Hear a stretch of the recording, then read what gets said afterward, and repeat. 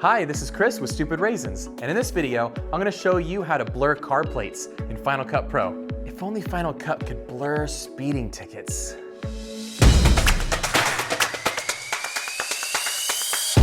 Now I'm going to share with you how to use the new built-in motion tracker to effectively blur out or censor a license plate.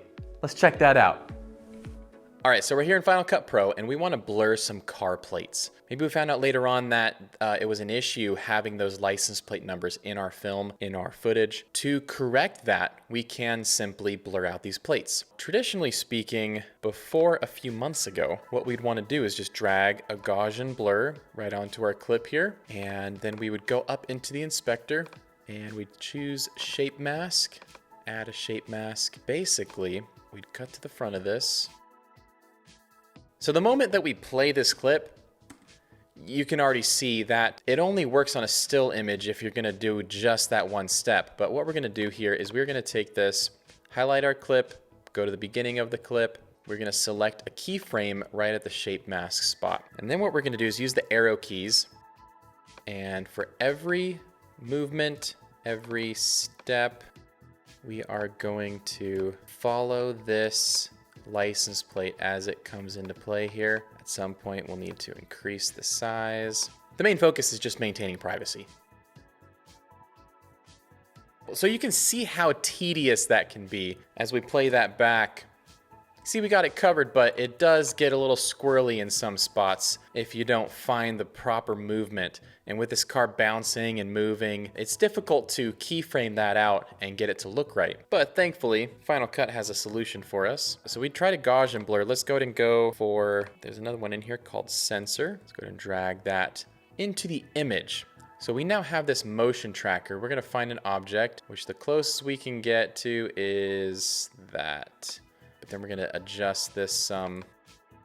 Before we do anything else, we're gonna click Analyze. And what Final Cut did just now is it analyzed that object throughout the entire clip. So now that we've done that, we actually have these two spots up here. We have Shape and we have Tracker. So we currently have Tracker selected. That's what this is looking like here. If we click on Shape, you see the controls on the screen change. We're gonna bring in the feathering and the sensor amount, the radius, we're actually gonna make that. I'm gonna blow that out completely.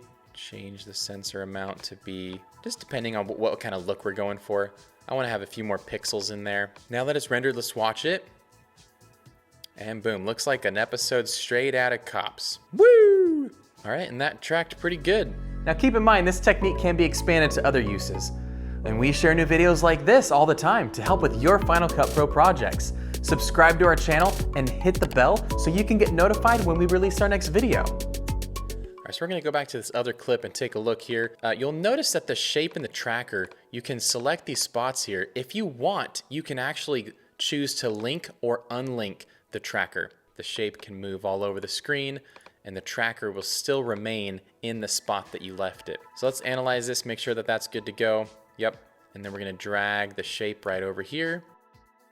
Now let's take a look and see how this effect is executed here.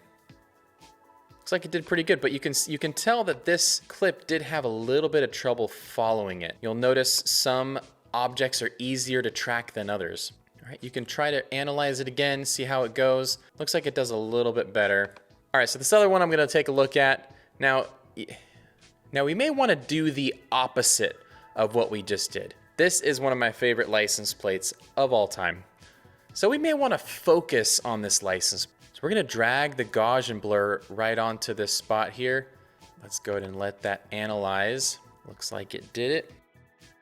Okay, let's see the effect. Nice. Now, we can actually choose to invert the masks.